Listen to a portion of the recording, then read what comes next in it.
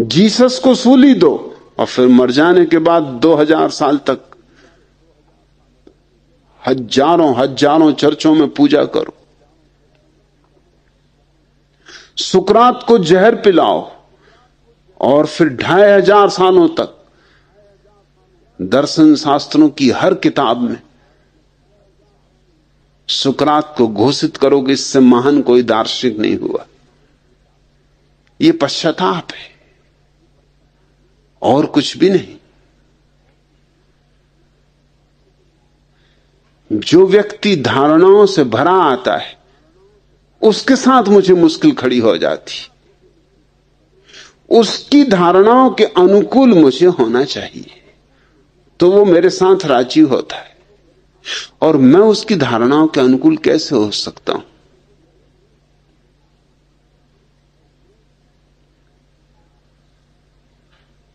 अजय कृष्ण यहां हैं।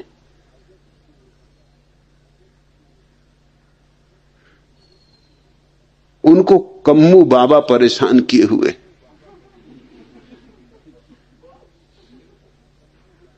कम्मू बाबा मेरे और उनके बीच खड़े। कम्मू बाबा नहीं खड़े हैं, अजय कृष्ण उनको खड़ा किए हुए। वो तो जा भी चुके, मगर कम्मू बाबा की आड़ अजय कृष्ण को बचा रही। हर चीज को वो कम्मू बाबा को बीच में लाकर देखते, क्योंकि कम्मू बाबा ने कहा कि हमेशा अपने माता पिता का सम्मान करना, उनकी इच्छा के विपरीत न जाना। अजय कृष्ण को सन्यास लेना है, लेकिन मां कहती इससे मुझे दुख होगा, कैसे सन्यास ले? कम्मू बाबा कहते थे कि कभी अपने मां बाप को दुख न देना। और जरा ये तो पूछो कि कम्मू बाबा ने अपने मां बाप को कितना दुख दिया होगा, नहीं तो कम्मू बाबा हो पाते या अजय कृष्ण कम्मू बाबा हो पाएंगे? कभी सोचो।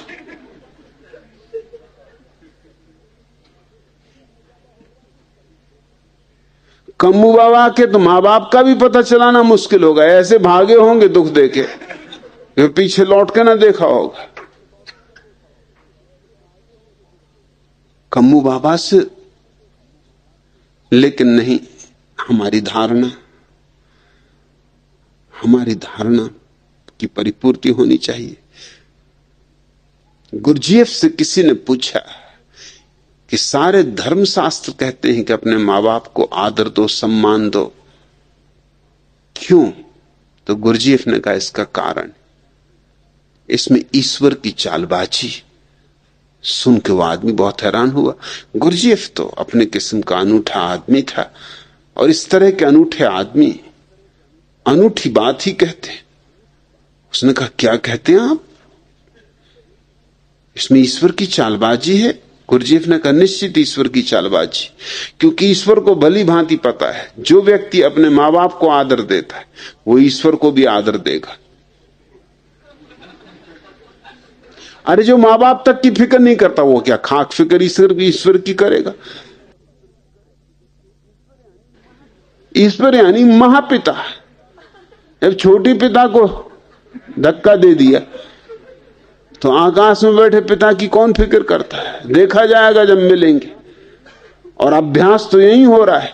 अगर यही छोटे छोटे मां बाप से डरे रहे तो बड़े पिता के सामने तो एकदम कपोगे, एकदम घुटनों पर गिर पड़ोगे, कहोगे कि हे परम प्रभु दया करो, बचाओ, रक्षा करो, मैं तो पतित हूं, तुम पतित पावन हो। गुरजीएफ ने बात ठीक कही कि सारे धर्मशास्त्र इसलिए कहते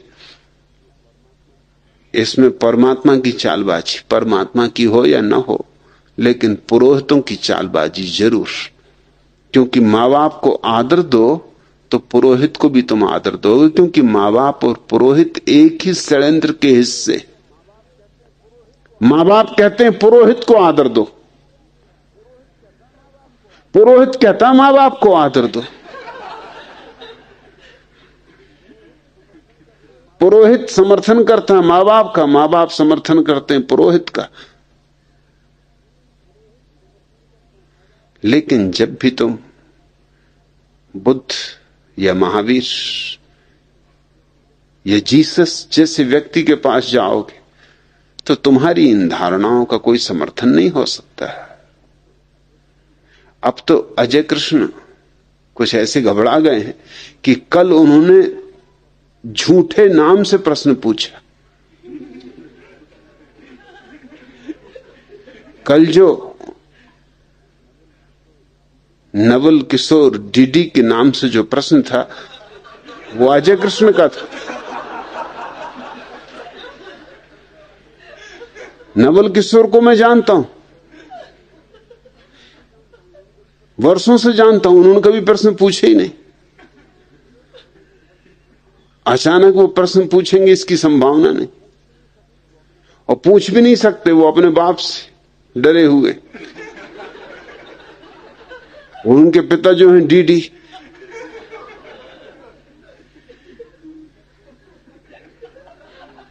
वो उनके हाथ पैर तोड़ देंगे अगर उनको पता चल गया कि इधर आकर उन्होंने प्रश्न पूछा है। वो प्रश्न पूछा है अजय कृष्ण ने, नाम लिख दिया, उनके मित्र हैं नवल किशोर, पूछ के लिख दिया होगा नाम, भैया तुम्हारा नाम लिख रहा हूं, या बाद में बता दिया होगा या ना भी बताया हो, क्योंकि कम्मू बाबा ने ये तो कहा नहीं कि अपने मित्र के नाम से कभी प्रश्न न पूछना।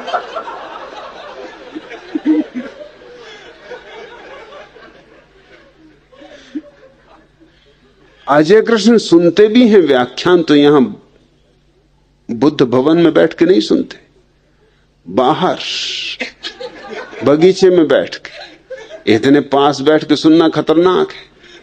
अरे सम्मोहित हो जाएं, कुछ से कुछ हो जाए, थोड़ी देर को भूल भाल जाएं कम्मू बाबा को,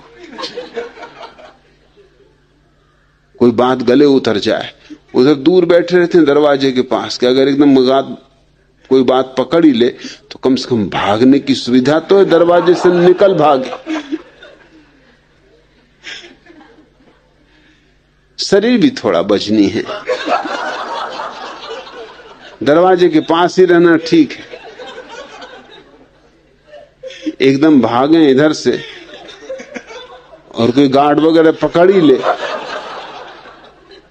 और उतनी देर में तो बात ही हो जा रही, बात होने में कोई देर लगती। कभी कभी तो एक शब्द काम कर जाता है। तो अपनी सुरक्षा से चलना चाहिए। अमृत बोधिसत्व जब मेरे पास आए थे तो नास्तिक थे, समाजवादी थे, दोनों बातों ने सहयोग दिया, उससे हानि नहीं हुई। नास्तिक थे तो मुझे कुछ मिटाने को न था, वो खुद ही पुराने चर्च को गिरा चुके थे, जमीन साफ थी। ये मैंने पुराने चर्च की तुमसे कहानी कही। लोग डरने लगे तो इकट्ठे हुए ट्रस्टी, और उन्होंने कहा अब क्या करें, चर्च तो पुराना है, गिराना उचित भी नहीं, पुरानी चीज, और बचाया भी नहीं जा सकता, तो कुछ बीच का रास्ता। तो उन्होंने बीच का रास्ता निकाला, उन्होंने 4 प्रस्ताव स्वीकार किए सर्वसम्मति से। पहला प्रस्ताव कि हमें बहुत दुख है लेकिन मजबूरी है, प्रभु क्षमा करना कि तेरे पुराने चर्च को हमें गिराना पड़ेगा। दूसरा प्रस्ताव सर्वसम्मति से कि यद्यपि हम पुराना चर्च गिरा रहे हैं लेकिन हम कसम खाते कि नए चर्च में कोई भी नई चीज नहीं लगाएंगे। पुराने चर्च के ही दरवाजे, पुराने ही चर्च की खिड़कियां और कांच, पुराने चर्च की ही मूर्ति और पत्थर, पुराने चर्च की ही ईंटें, हर चीज पुराने चर्च की ही लगाएंगे।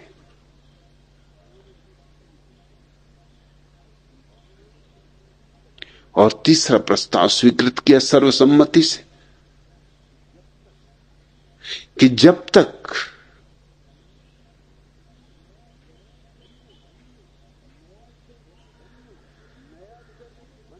नया चर्च बन न जाए तब तक हम पुराने को गिराएंगे भी नहीं।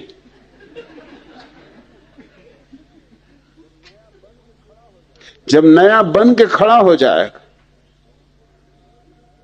तो हम पुराने को गिराएंगे। और चौथा, और वो भी सर्वसम्मति से, कि नए चर्च को हम ठीक वहीं बनाएंगे जहां पुराना चर्च, वही बुनियाद, वही भूमि, वही स्थापत्य, वही ढंग।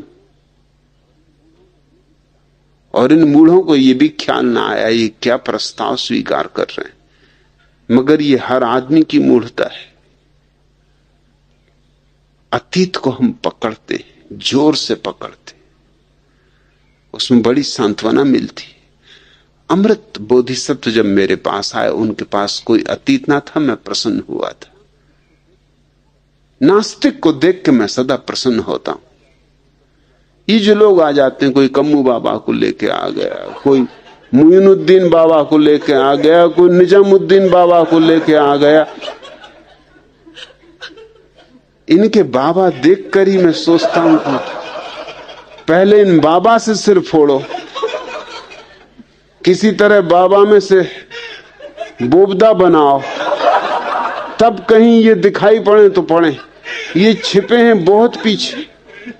और अक्सर तो ये होता है कि एक बाबा नहीं होता, बाबा अकेले नहीं पाए जाते, एक बाबा तो उसके पीछे और बाबा होते, बाबाओं की कतार लगी होती, क्यों लगे होते। बाबाओं की परंपरा होती, सिलसिले होते। जब भी मैं किसी नास्तिक व्यक्ति को देखता हूं तो आह्लादित होता हूं। हां, नास्तिकता उसकी निज होनी चाहिए, उसकी स्लेट कोरी है, उसकी स्लेट पर काम किया जा सकता है, उसका कैनवस कोरा है, उस पर चित्र उभारा जा सकता है, उसका दर्पण निर्मल है, उसमें परमात्मा की छवि बन सकती है। और तुम समाजवादी थे अमृत बोधिसत्व,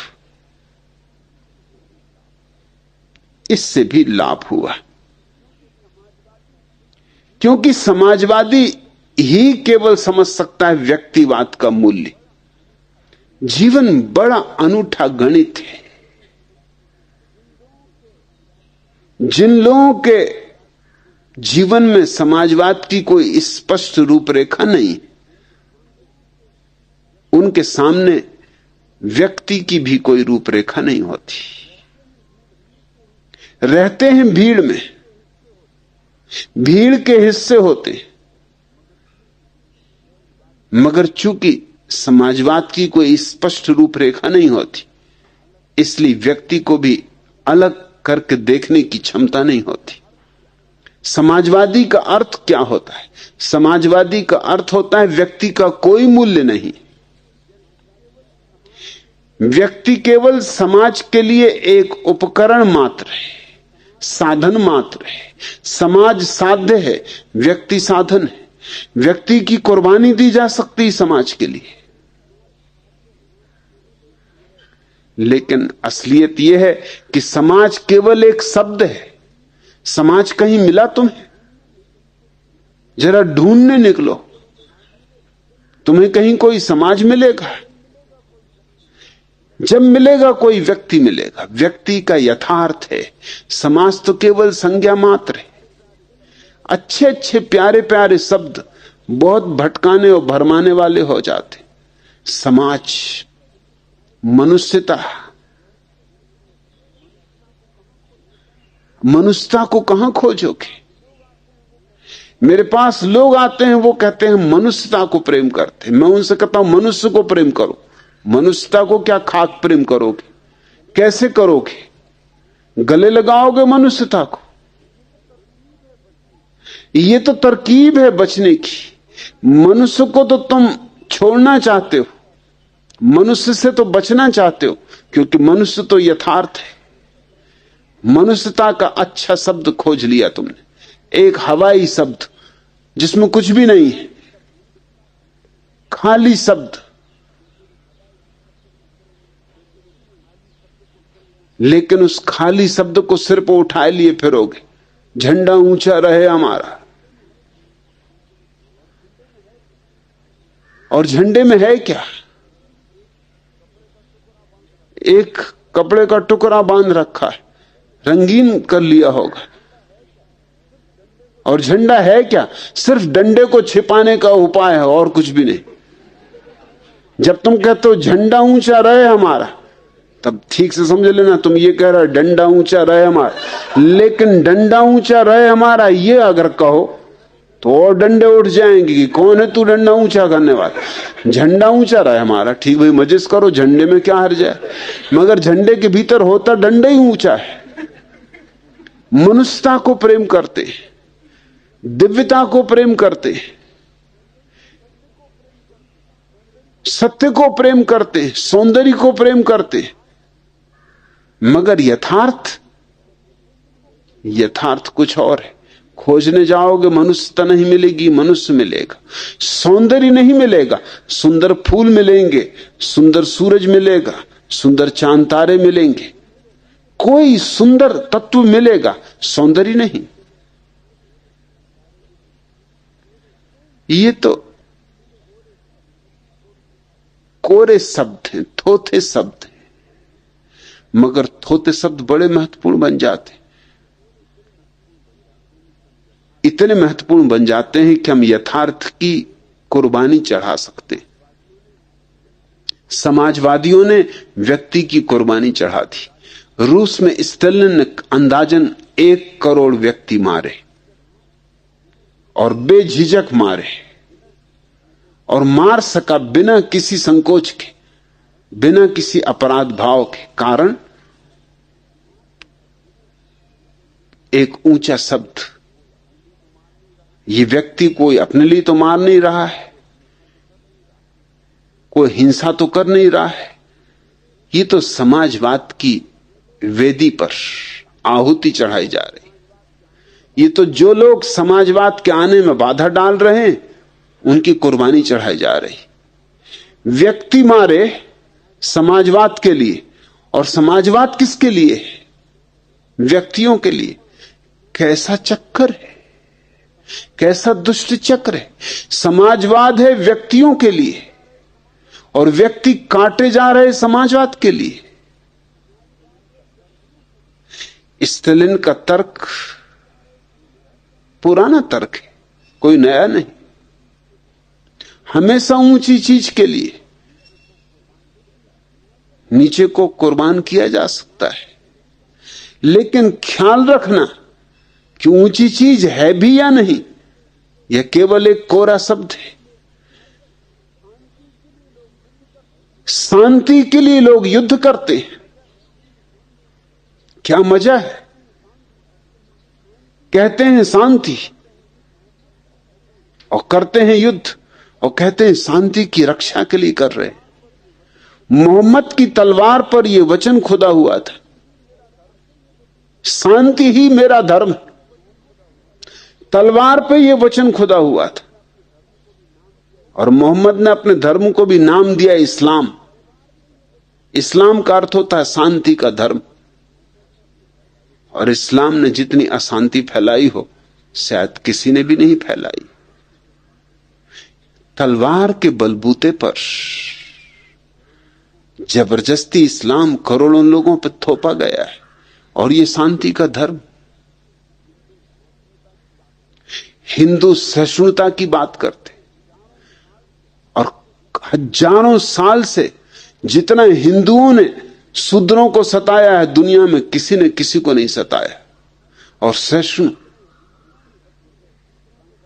और इनको सब जगह कण कण में परमात्मा के दर्शन होते, मगर शूद्र में नहीं होते, स्त्री में नहीं होते। स्त्री नरक का द्वार। ये बड़ा मजा है, कण कण में राम बसा है। सिया राम में सब जग जानी, मगर सिया का अलग से पूछो मामला तो नरक का द्वार।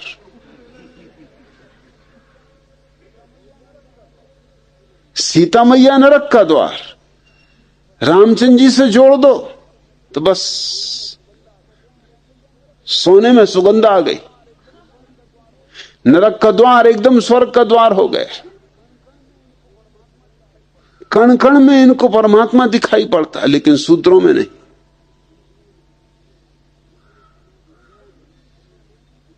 हिंदुओं ने जितना अनाचार किया स्त्रियों के साथ, शूद्रों के साथ, उतना दुनिया में किसी ने भी नहीं किया।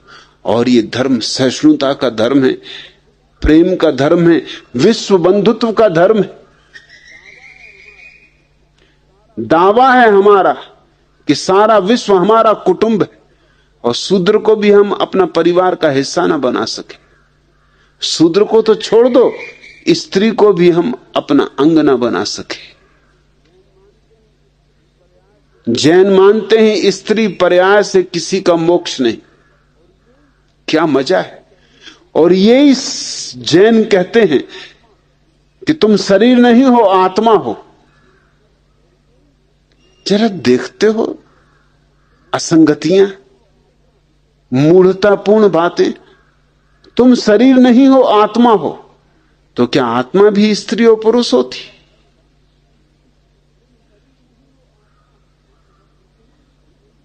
आत्मा तो बस आत्मा ही है, उसमें कैसे स्त्री पुरुष होगा कोई? शरीर ही स्त्री पुरुष होता है। और अगर व्यक्ति शरीर है ही नहीं, तो ध्यान को उपलब्ध व्यक्ति, समाधि को उपलब्ध व्यक्ति स्त्री होगा या पुरुष? लेकिन जैन कहते हैं स्त्री पर्याय से मोक्ष नहीं।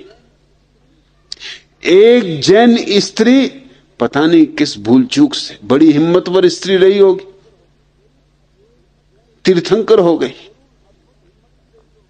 जरूर अद्भुत हिम्मत की रही होगी। मल्लीबाई उसका नाम था। अब जैनियों को बड़ा कष्ट हुआ होगा, रही होगी बलशाली महिला कि जैनियों को भी पानी पिला दिया, और लगता है बिना छाने पिला दिया, क्योंकि स्त्री का तो पर्याय, उस पर्याय से मोक्ष ही नहीं। मोक्ष की बात ही छोड़ो, मल्लीबाई भी अद्भुत हिम्मत की औरत रही। उसने तो घोषणा ही कर दी कि वो तीर्थंकर है। अरे मोक्ष तो उसे मिल ही गया, दूसरों को भी मिलाने की हकदार। बड़ी हिम्मतवर स्त्री रही होगी। मगर जैनियों ने क्या चालबाजी की, उसका नाम ही बदल दिया, मल्लीबाई नहीं मल्लीनाथ कर दिया। इसलिए जब तुम जैनियों की तीर्थंकरों की फेरिस्त पढ़ोगे तो तुम्हें पता भी नहीं चलेगा इसमें एक स्त्री भी। नेमिनाथ, पार्श्वनाथ, उसी में मल्लीनाथ। क्या चालबाजियां थी। बेचारी स्त्री बाई को नाथ कर दिया। अब बाई को बाई कैसे कहें? अगर बाई कहें तो सारा शास्त्र गड़बड़ होता है। अगर स्त्री तीर्थंकर हो गई तो बड़ी मुश्किल हो जाएगी। फिर स्त्री को नरक का द्वार कैसे कहोगे? जैन बातें तो करते हैं आत्मा की, मगर अटके हैं शरीर से। अभी स्त्री पुरुष की ही बात चल रही है। ऊंचे शब्द। कृष्ण ने अर्जुन से कहा कि तू फिक्र मत कर मारने में, क्योंकि आत्मा मरती ही नहीं। क्या अद्भुत सिद्धांत। जब आत्मा मरती ही नहीं तो तू बेफिक्री से मार। पागल हो गया है कि छोड़ के भागता है युद्ध क्षेत्र को।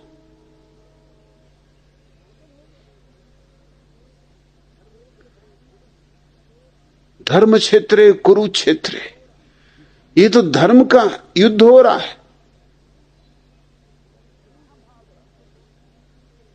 कहां भाग रहा है? जूझ। और परमात्मा ने जिनको मारना है उनको वो मार ही चुका है, तू तो निमित्त मात्र है। अगर ये बात सच है तो फिर हिटलर का क्या कसूर है? तो फिर स्टालिन का क्या कसूर है? तो फिर माओ से तुम का क्या कसूर है? फिर ये छोटे मोटे हत्यारे, ये नाथूराम गोडसे, इसका क्या कसूर? अरे जब परमात्मा ने मार ही डाला तो ये तो बेचारा निमित्त मात्र है, और इसने कोई ज्यादा कसूर नहीं किया। एक महात्मा गांधी को मारा, वो भी काफी बूढ़े हो चुके थे और मरना चाहते थे। मरने के 2 ही दिन पहले उन्होंने कहा था कि अब मैं जीना नहीं चाहता। परमात्मा ने सुन ली होगी, कभी कभी सुन लेता है, और तभी तो उसने भेज दिया नाथूराम। नाथूराम मतलब कलयुगी राम है, तो राम ही, नाथू ही हुए तो क्या। और पुण्य नगरी पूना के निवासी, क्या जगह चुनी उन्होंने भी। पुण्य नगरी पूना से भेज दिया नाथूराम को कि अब राम तुम ही जाओ, मेरा भक्त मुश्किल में पड़ा है। मेरा भक्त कह रहा मुझे जीना नहीं। महात्मा गांधी कहते थे मैं 125 वर्ष जीऊंगा, मगर जब से सत्ता कांग्रेसियों के हाथ में आई तब से उनको पता चला अब जीना बेकार है। क्योंकि जैसे ही उनके शिष्य सत्ता में गए, उन्होंने उनकी फिक्र ही छोड़ दी। अरे कौन फिक्र करता है तुम्हारी? कीमत तुम्हारी तभी तक थी जब तक सत्ता हाथ में ना आई थी। अब सत्ता उनके हाथ में थी, तुम हो क्या? रहो तो ठीक, ना रहो तो ठीक। असल में ना ही रहो तो ज्यादा ठीक, क्योंकि रहोगे तो कुछ ना कुछ गड़बड़ करोगे, कुछ दखलंदाजी करोगे, कुछ दांव पेंच बताओगे, कुछ इधर उधर की बातें लाओगे, उनकी राजनीति को ठीक से न चलने दोगे। वो भी चाहते थे कि छुटकारा हो भीतरी, ऊपर चाहे ना भी कहते हो।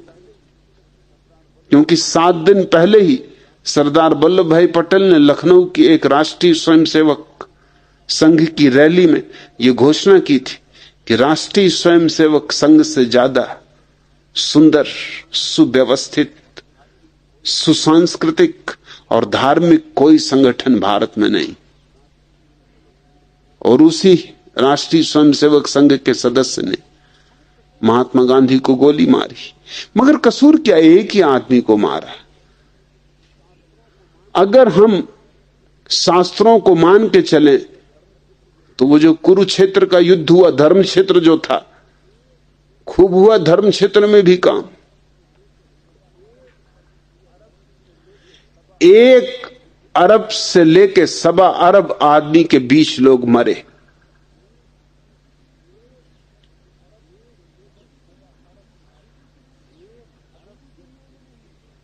1 अरब व्यक्ति अभी भी दुनिया में नहीं। अभी दुनिया की कुल आबादी 4 अरब अब हो पाई सारी दुनिया की। अभी भारत की आबादी तो केवल 70 करोड़। अभी भी भारत में 1 अरब लोग नहीं। उस समय कुरुक्षेत्र के छोटे से मैदान में गजब कर दिया। मगर चमत्कार ही करना हो परमात्मा को तो क्या नहीं कर सकता रे, उसके हाथ में सब कुछ। 1 अरब आदमी कैसे बिठा दिए? यूं समझो कि रहा होगा कोई, जैसे रेलगाड़ी का कंडक्टर 3rd क्लास के डब्बे में आदमी भरते ही चला जाता, इसलिए तो उसको डब्बा कहते। डब्बा जैसा सुंदर शब्द दुनिया की किसी भाषा में नहीं। दुनिया की किसी भाषा में रेल के डब्बे को डब्बा नहीं कहते, यही कहते हैं क्योंकि यहां उसका व्यवहार डब्बे की तरह होता है। भरते जाओ, न संख्या का कोई सवाल है, भरने वाले चाहिए। या रहा होगा कोई दिल्ली का टैक्सी चलाने वाला, एक टैक्सी में 18 आदमी पकड़े गए। टैक्सी को पकड़ के थाने ले जाया गया। सरदार जी जो टैक्सी चला रहे थे उनको बहुत डांटा डपटा थानेदार ने और कहा कि तुमने हद कर दी। 18 आदमी सरदार ने कहा कि आप भरोसा करते हो तो 18 आदमी बिठा के बता दो। हालांकि 18 आदमी उनके ही सामने उतारे गए थे, मगर थानेदार और सारे पुलिस वाले कोशिश करके 18 आदमी न बिठा सके गाड़ी में। तो उस टैक्सी वाले ने कहा आप बोलो। अरे जब कोई बैठ ही नहीं सकते 18 तो सरासर झूठ बात है। थानेदार ने कहा तूने भी गजब कर दी, अपनी आंखों से हमने उतरते देखे मगर चढ़ा नहीं पा रहा, ये हम भी मानते।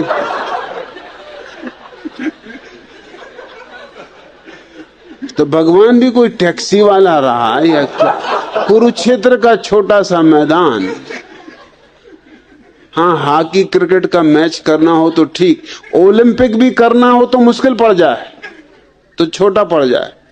वहां 1.25 अरब आदमी मरवा डाले। और जरा सोचो तो कि 1.25 आदमी जहां लड़े हो वहां थोड़ी बहुत जगह भी तो चाहिए कि अगर घमासान एक दूसरे के साथ खड़े हो तो घूंसा तक चलाना मुश्किल,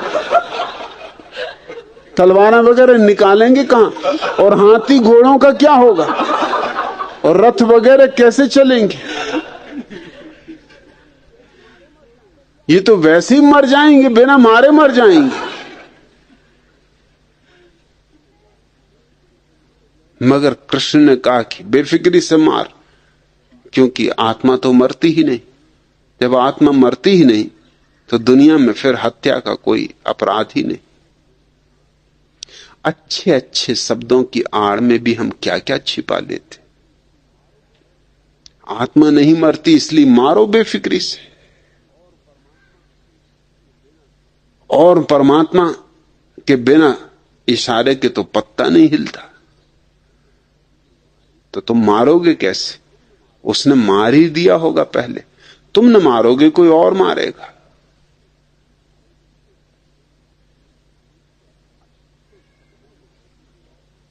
अच्छे शब्दों ने मनुष्य की छाती पर पहाड़ रख दिए। समाजवाद अच्छा शब्द है, प्यारा शब्द है, मगर झूठा, निहायत झूठा। दुनिया में व्यक्ति हैं, समाज कहीं भी नहीं। मनुष्य हैं, मनुष्यता कहीं भी नहीं। मगर यह समाजवादी को ही समझ में आ सकता है। तुम जब मेरे पास आए थे समाजवादी विचारधारा और नास्तिकता में डूबे हुए, तो मैंने देखा था कि संभावना है। अब तुम ऊब गए थे, देख चुका था तुमने समाजवाद को भी, उसकी व्यर्थता को भी, नास्तिकता को तुमने जी लिया था और देख चुके थे उसकी निरर्थकता को। वहीं से सन्यास का फूल खिल सकता था। इसलिए तुम्हें मैंने नाम दिया अमृत बोधिसत्व। और आज वो घड़ी आ गई कि तुम कह सकते हो कि अब जीवन में आनंद है, उत्सव है। उसका कैसे वर्णन करूं? उसका वर्णन तो नहीं किया जा सकता। तुम कहते हो आप क्या मिले? सब कुछ मिल गया।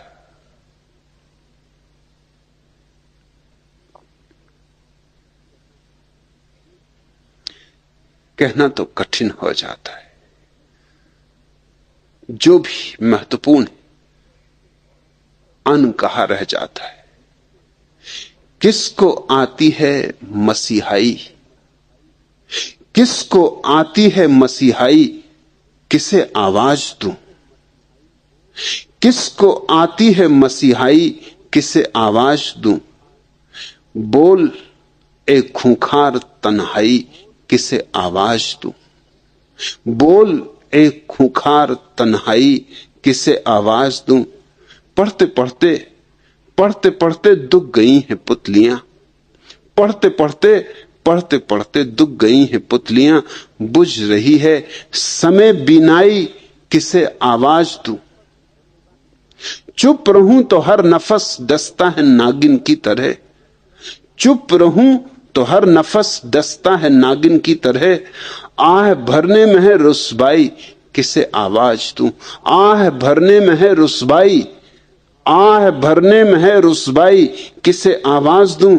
हाय इस गुर्बत के जंगल में पुकारूं तो किसे, हाय इस गुर्बत के जंगल में पुकारूं तो किसे, किससे है मेरी सनाशाई किसे आवाज दूं, किससे है मेरी सनाशाई किसे आवाज दूं। ए जमाही पर जमाही अल हफीजी अल अमा, उफ ये अंगड़ाई पे अंगड़ाई किसे आवाज दूं। उफ खामोशी की ये बाहें दिल को भरमाती हुई, उफ ये सन्नाटे की सहनाई किसे आवाज दूं। उफ खामोशी की ये बाहें दिल को भरमाती हुई, उफ ये सन्नाटे की सहनाई किसे आवाज दूं। चल रहे हैं जिंदगी पर चांदनी के नेस्तर, चुभ रही है दिल में पुरवाई किसे आवाज दूं। मुश्किल तो होगा अब कहना, अब आवाज देना मुश्किल होगा। उफ खामोशी की ये बाहें दिल को भरमाती हुई, उफ ये सन्नाटे की सहनाई किसे आवाज दूं। लेकिन तुम्हारे भीतर जो सहनाई बज रही है वो मुझे सुनाई पड़ रही है। कहो न कहो, कहना भी चाहो तो न कह सकोगे। कल अमृत बोधिसत्व दर्शन में उपस्थित थे, मैं भी चौंका क्षण भर को, इतना रूपांतरण हुआ है, इतनी क्रांति हुई, नए हो गए, एक नए बच्चे की तरह हो गए। कहो या न कहो, मुझे तुम्हारे भीतर की सहनाई सुनाई पड़ रही।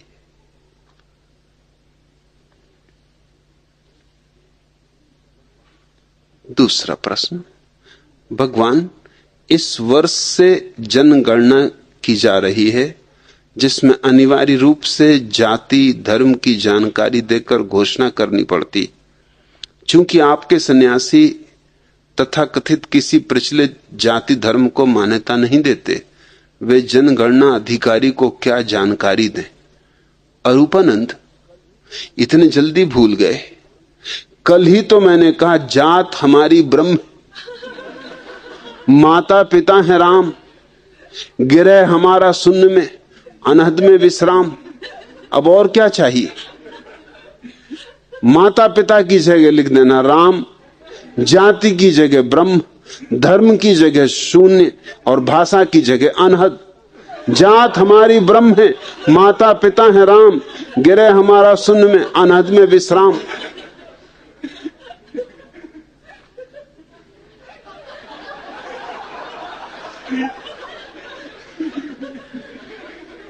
तीसरा प्रश्न, भगवान भारतवर्ष में आपके बाद जो सबसे ज्यादा प्रसिद्ध धर्म गुरु हैं तो वे हैं आचार्य तुलसी।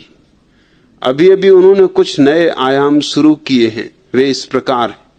पहला, तुलसी फाउंडेशन की स्थापना। दूसरा, ग्रस्तों को नौ सन्यास के अधीन वे गृह त्याग नहीं करते हैं, ब्रह्मचर्य पालन करते हैं एवं सन्यासी की तरह जीते। तीसरा, जब तुलसी सभागृह में पधारते हैं तो श्रावक उद्घोष करते हैं जय भगवान। जो पुस्तकें प्रकाशित होती हैं उन पर दोनों तरफ आचार्य तुलसी के चित्र होते। भगवान आपकी इस तरह खुलेआम नकल करते जाते हैं एवं आपका विरोध करते जाते हैं। हम कब तक देखते रहें, बताने की कृपा करें। अभी अभी उन्होंने हर महीने 10 दिवसीय शिविर ध्यान लेने शुरू किए। भगवान क्या ये नकल करने वाले थोड़े भी शर्मिंदा नहीं होते? बताने की कृपा करें। पहली तो बात, कृष्ण सत्यार्थी,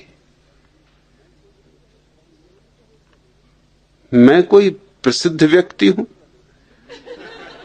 बदनाम कहो चलेगा।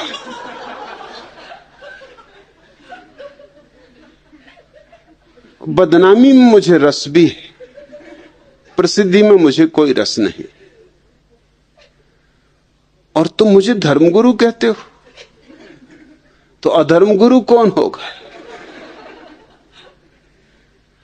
ये अच्छी अच्छी बातें आचार्य तुलसी, विनोबा भावे, पुरी के शंकराचार्य, इन सब के लिए छोड़ दो। मेरा काम तो बदनामी से चल जाएगा, अधर्म गुरु होने से भी चल जाएगा।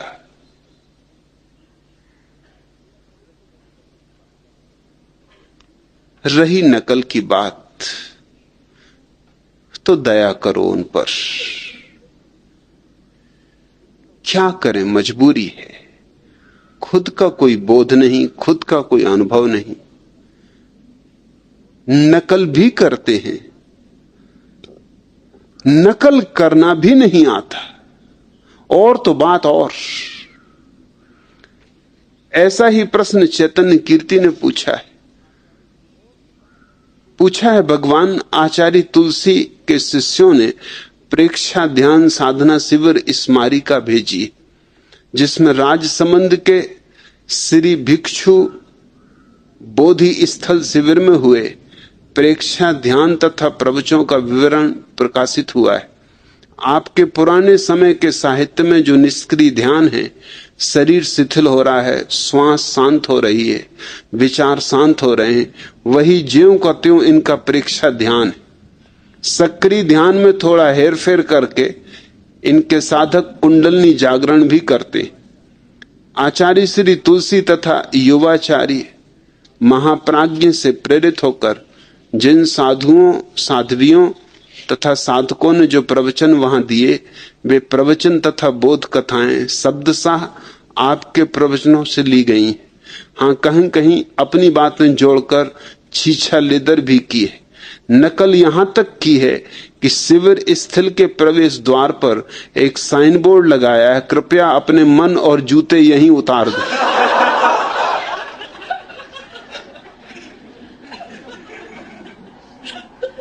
स्मारिका का अंतिम उद्गार है, युगों युगों तक अमर रहेगा तुलसी नाम तुम्हारा। भगवान, ऐसे लोगों का ध्यान में क्या गति होती है।